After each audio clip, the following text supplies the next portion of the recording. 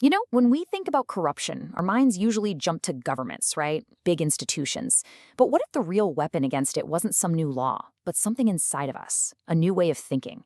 In this explainer, we are diving deep into a source that suggests exactly that, a personal blueprint for building an unbreakable spirit.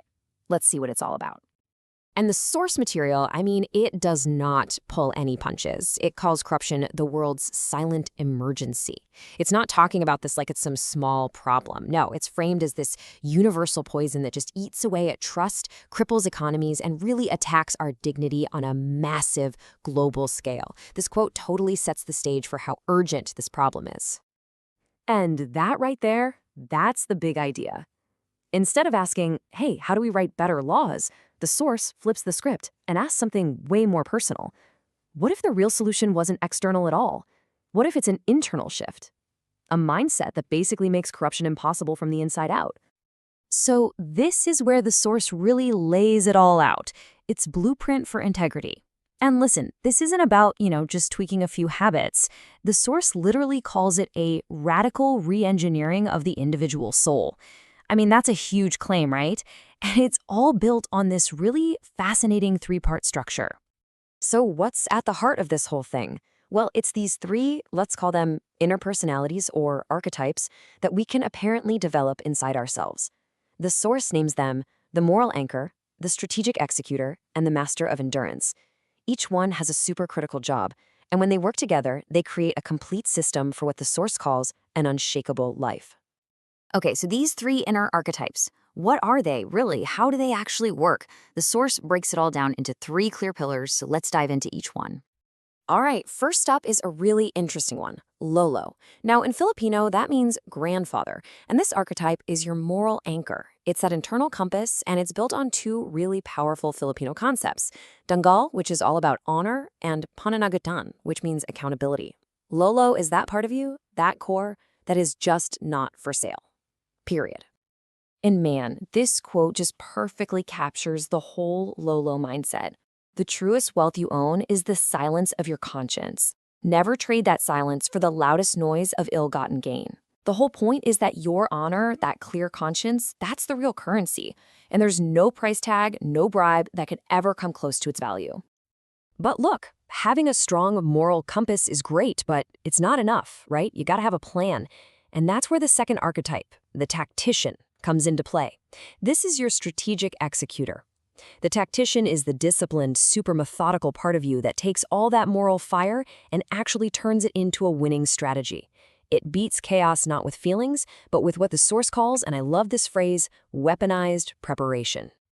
And this next quote, it just nails the tactician's whole philosophy. It's such a contrast to that corrupt idea of the quick win. True power is built brick by brick, not stolen by a single move. It's all about that slow, patient, disciplined work, not those risky shortcuts that almost always lead to a total crash and burn. And finally, we've got the third piece of the puzzle, the rescuer, the master of endurance.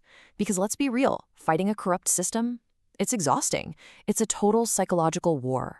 The rescuer is that tough, resilient part of your spirit that helps you survive it all. It's about breaking free from what the source calls the toxic loop of failure and just giving up, and instead learning how to reframe every setback. Wow, I mean, talk about a powerful shift in thinking. The past does not dictate the future, only the failure to act does. For the rescuer, failure is not the end of the story. It's just data, it's information you use to get smarter, to get stronger for the next fight. It's all about pushing forward, no matter what. Okay, so let's tie this all together.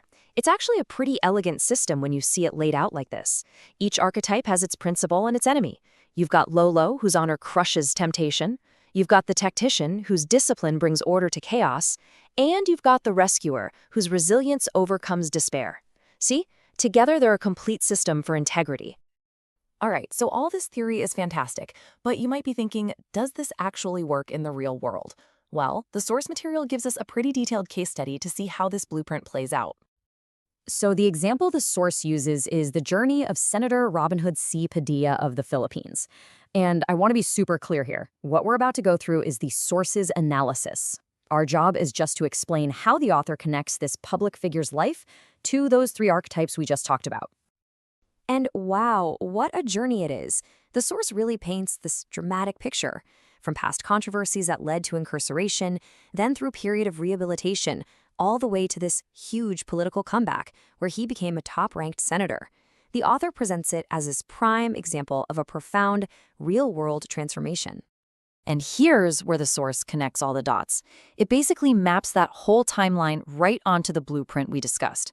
It argues that Padilla forged his honor, his dongle, through all those experiences, basically becoming the Lolo archetype.